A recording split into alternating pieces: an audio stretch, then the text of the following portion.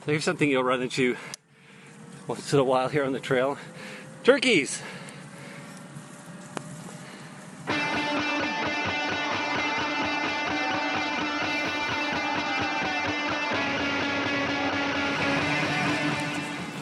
Hey, it's Eric, back on the American River Bike Trail. Out for a quick lunchtime ride, go grab a sandwich and head back to the home office and do some more work. So if you've never been to my channel before, welcome. If you have, welcome back. I'm back on the American River Trail. I was here almost a week ago on Sunday and ran into a couple of folks I've watched on YouTube for years. That's Russ and Laura from PathLessPedaled. I'll put a link to their YouTube channel and their Instagram in the description below. Really nice folks. Obviously huge bikey people. They've ridden all over the place. They have a hashtag called the Supple Life, which I definitely subscribe to. Riding supple tires and fun bikes. So here's a quick video from their channel of kind of our little brief meetup on the Guy West Bridge. Such a great tour guide, Russ. I know, all the facts. Just loaded with facts. This is Eric, and what bike are you riding? This is an Alex Singer from 85. So it's kind of classic randonneurs. And yeah, if you want to look at the back, the original guy who owned it was in the French Cyclotouring Federation. Ah. And he was in the Over 50 Club. Nice. So it fit me perfectly.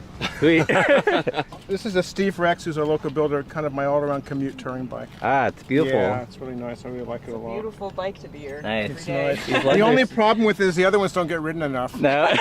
This one's hogging time because I can carry cameras and stuff with it and all that. But my gravel, I just got the Steve Potts Titanium. Oh, okay. A friend of mine, and it's a lot of fun. If you hang out long enough, you'll see cool bikes. Small road on the bridge. Yeah. So we just got facts. This bridge is a replica of the Golden Gate Bridge. Right. We said 1/10 scale. I think it's 1/10 scale. So there you go, fact. Anyway, Russ and Laura are definitely not turkeys. They're great people. So glad that I happened to meet up with them, and kudos to them for putting out so much great content about cycling over the years. In terms of my channel today, I've got the latest installment in my PBP After Party, which is where viewers like you have a chance to talk about your experiences riding Paris Brest this year. And we have a pretty special guest today. Anton Ni is one of only 3 riders from Kazakhstan who were in Paris this year, or in France, to do the ride. So that's a great sign. That's really indicative of a trend that's really been increasing dramatically over the last couple of PBPs, which is the number of other countries that haven't been represented before coming to France to do the event.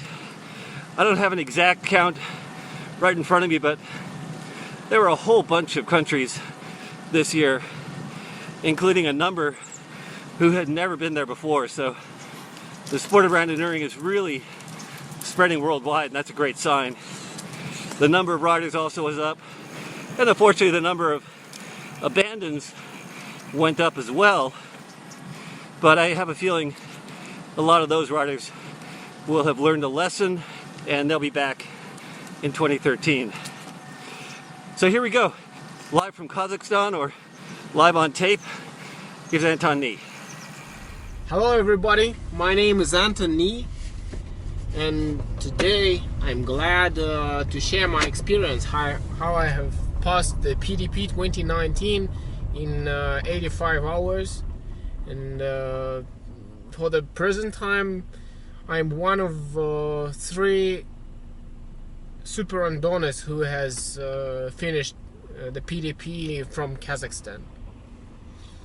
So let me shortly describe myself. I'm very sorry for my English because I'm not the native English speaker, so that's why there could be some mistakes in the word, not like correct pronunciation and stuff like this, because I'm speaking Russian mostly. And let me make some speech in Russian for Russian-speaking audience, which probably is watching Eric's channel as well. Ребят, всем добрый день. Меня зовут Антон Ни, я из Казахстана. Один из 3 финишеров Paris Brest Париж. Если как бы у вас с английским не все очень четко, я бы вам рекомендовал зайти на мой канал. Я буду в течение года записывать различные видео на тему Paris Brest Париж и вообще, в частности, про велосипед. Поэтому, подпишитесь, я буду вам очень признателен. Поехали дальше. So, my, I would say, road bike story began 2 years ago. So 2 years ago, in 2017, I bought the road bike in order to prepare for half Ironman. So I used to cycle 90 kilometers distance. So I bought the road bike and start trainings. So before that, I have been cycling as the weekend cycler in the city park together with my wife and my kids. So I was not actually a good cyclist at that time. But in 2018, when I passed the half Ironman, like successfully, I would say, so 6 hours in total, and I also decided to cycle from one city to another, and the distance between them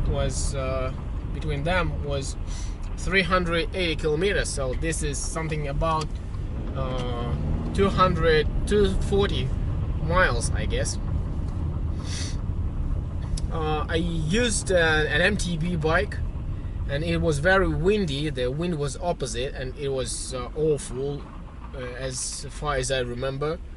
And it took me 2 days to finish this race. Then in 2018, I've never heard about the PDP at that moment, but in January 2019, I was invited to participate in the seminar about the Karagandi Randonneuring Club, and they were describing their distances, all the stuff, and the ability to participate in PDP in August 2019. So I was very excited about that, and I also mentioned that would be cool if I pass all these distances and go to Paris. All the people who were participating the same meeting, so they knew each other, had known each other before that. So they looked at me and thought that guy is very weird. He's maybe weird, I would say. And I giggle a little bit, but start thinking about this, that will be cool, because no one from Kazakhstan before 2019 has finished successfully the PDP. So in 2015 there was the first effort to finish the PDP, but all the riders were not able to do that. So I was motivated being one of the first from my country, and that was, I think, the major point, because actually I was not a very good cyclist at that time too, because it is not about physical ability to cycle this distance, but this is more the mental issue. And starting from 2019, starting from April, as far as I remember, I start training. I didn't train actually at all. I first decided that I was the half Ironman, so I would probably be able to cycle 200 kilometers per day on the road bike, because I did it on the MTB last year. So that was my idea like to fight with the circumstances at the situation as soon as they appear, I would say. So 200 kilometers passed, and it was very awful for me because it was just the beginning of the cycling season, and I didn't cycle at all, so it was pretty tough. Then in 2 weeks there was 300 kilometers distance, and I told myself, hey, you have never cycled 300 kilometers at a time, so this would be a very good challenge for you. So that was like my motivation and the burning point why I started it, and I finished it in time. The 300 kilometers distance was very hard. It was very windy. The wind was straight opposite, and when we were coming back, the wind just disappeared and then turned 180 degrees, and again it was opposite. After 300 kilometers, there was 400 kilometers distance, and I didn't cycle between these distances at all because I was full of cycling at that time. Like 300 kilometers distance, oh shit, I will never ever cycle this distance anymore. But then there was the 400 kilometers, and there were just a few cyclists in my city that have passed these tests, I would say. And I told myself, hey Anton, like this is a very good challenge for you. Be like the strongest among the strongest cyclists in Karaganda. So I participated for 400 kilometers, and was in time again. So then 600 kilometers came. I was in the business trips like all the time, and just came back by the race. So it was raining very hard for I don't know, for maybe for 10 hours of 35, and it was windy again. And I was cycling and thinking that this probably is the examination before cycling in Paris, because if I am able to pass all these like nature disasters, I would be 100% sure that I will finish the PDP in time. So that was my intention and my goal. So I did it in 35 hours or 36, I'm not sure, but there's a track in Strava, so you can check it out. And I became the super randonner. I was the second super randonner in Karaganda, and we were just few in the whole Kazakhstan. So I started after 600 kilometers. I had a very high body temperature. I was very sick for 3 days, and my wife, she was very worried about that, and she told, so if you are so bad on the 600 kilometers, so what will you do on 1200 kilometers? I was worried about that too, but I told her that there will be a very good nature, there will be a lot of stuff to see, so I will be able to feel the rural France, and everything is gonna be cool because there will be so much people from all over the world, and this will give me additional energy, people's energy, people's motivation, like seeing how old people are cycling this distance. I mean, this will be definitely I would say the X factor that will give me additional power and additional strength. So that was my plan. So this is it. So I finished in 85 hours. I could easily make it 80, but I will describe you the tips and tricks that I didn't follow, and that's why I had some issues during the ride. So the tip number one, I will start from the equipment.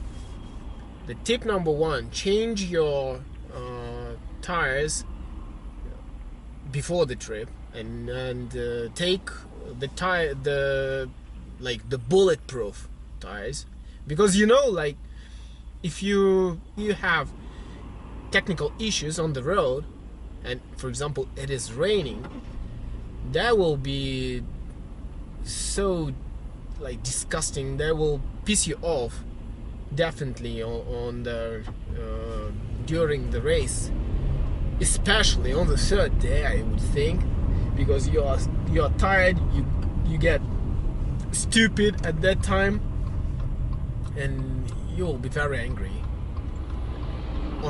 about yourself first of all, because I've told you before that don't buy cheap tires, buy the best ones, definitely. The second one, start as early as it is possible, or start on the next day for the 85 hours or 8 hours, what is it? Why? I was under the letter V, so this was the latest start at that day. I've started at 9 p.m. and you know what? You start at 9 p.m. and you are already tired, because all the day, the daytime, you are nervous about the race. You are full of adrenaline, and you cannot take a nap, you cannot rest. You just think about the race as if you are already cycling. And when the race starts itself, you want to sleep, you want to rest, and this is not productive, I would say. If you are able to start at 4 or 5, do it. This will be the best time for you. Please be confident. If you are getting out from the checkpoint, that you will be able to reach the next checkpoint without a stop, especially in the nighttime. I'm talking about nighttime only, because this year it was very cold in the nighttime, and I have seen a lot of people who were sleeping along the road just in the jersey and windproof jacket, and it was about 0 degrees, so it is 32 Fahrenheit, something like this. It was freezing, and they just got the silver blanket and lie on the ground, lie on the wet grass and all this stuff. So I think a lot of people had issue with the health after the PDP. So don't do it. Don't leave the checkpoint if you are not sure that you'll be able to reach to the next one. Be in focus and do not lag. What do I mean? So here locally in Kazakhstan, when we are cycling, so we are almost alone all the race, and you speak a lot of to yourself, or maybe to the neighbor, if you have such a guy aside. But on the PDP there are thousands of people. When you come to the checkpoint, you see a lot of people are chilling. Somebody sleeping, somebody eating, somebody just relaxing, talking, have a small talk and all this stuff, and you just taking meal and then lag for 5, 10, 15 minutes, something like this. This is not productive. This is I think when your brain is you are mentally turned off. At that time, shake yourself, push yourself to rest or to go forward. There should be no third condition of your body during the PDP. Like I would say, do not eat at the checkpoints during the daytime. What do I mean? Speaking frankly, the quality of food is very average, I would say. It's not really bad, but it is average, and my stomach was not able to take it for the whole ride. And starting from the first day, I had the diarrhea issue, and I lost a lot of time staying in the line for the restroom, and also because I was on the V letter, I was also staying in the line for food. But as soon as I switched to the cafes and boulangerie and all these like pasta places, or at least Donyak is very good, very good. So when I start eating like better food, my stomach start working better, and I had less issues with my stomach. Number 6, always be in hurry. What I would want to say about this, so for the first 2 days, maybe for the first 2 daytimes, always be in a hurry as if you are cycling the PDP in 70 hours. Why? Because I have met a lot of people from Russia, Ukraine, who just took the distance, 1200 kilometers, and divided it on the hours, and so they got the average, and they just look at the average and saw if they are above or behind the average.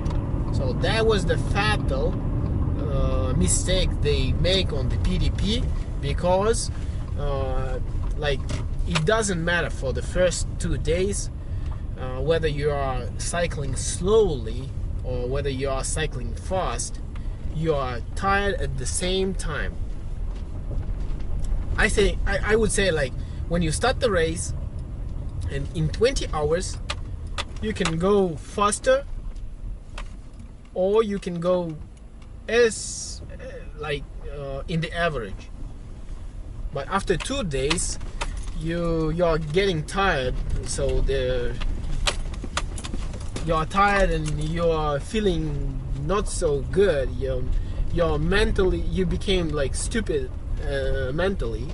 You are like thinking hard,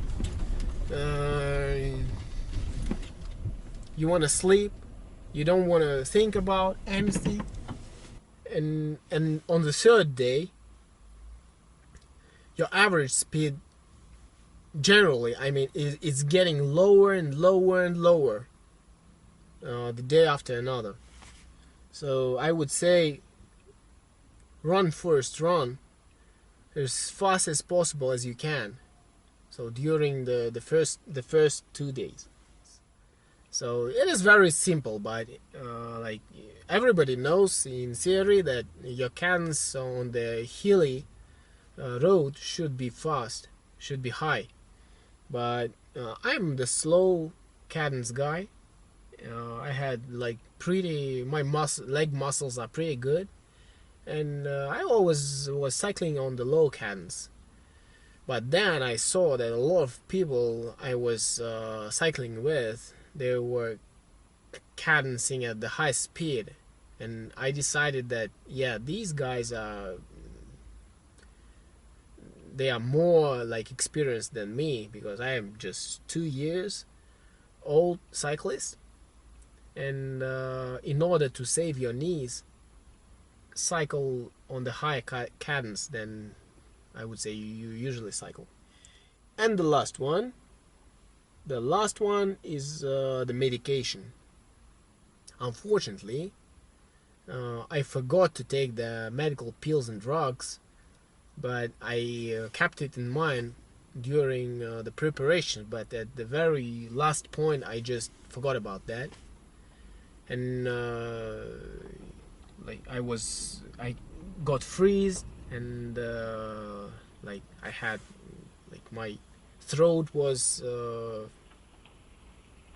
like throat issue, I would say, and some running nose, and a lot of stuff, but I didn't have the medication at all, so that was another issue. So don't forget to take the medication. I would also say to have some food for the night rides, because like there are a lot of places to eat, but sometimes you can be caught in the middle of nowhere in the nighttime, and there will be just fields or forests, but you will need some energy food in order to be able to cycle to the checkpoint. So take food with high calories. I don't know, like the dry fruits, or maybe chocolate, and maybe some scoops of protein. They will also help you, because, like, in order to make your muscles work well, you need the energy and the protein in order to keep your muscles in not destroyed, to be able to repair when you have small time for the rest. That's it. I would like to, by the end of the video, I would like to thank Eric for this opportunity to share my experience with you guys. And I don't know, check out my channel called Sam Life, and I'm Anton Ni, the 35 years old cyclist from Kazakhstan. Cheers. Bye bye. Well, thank you again, Anton, for sending your video in. And if you're watching this video and you'd like to be part of the channel and share your own experiences, look in the description. There's information there on how to get in touch with me. You can either send me a video, or we can arrange a time to get together via Skype. Or if you're here in the Sacramento, California area, let's sit down and talk, and we'll record it right then. So, thanks everyone for watching, all that like and subscribe stuff, and I'll see you in the next edition. Bye.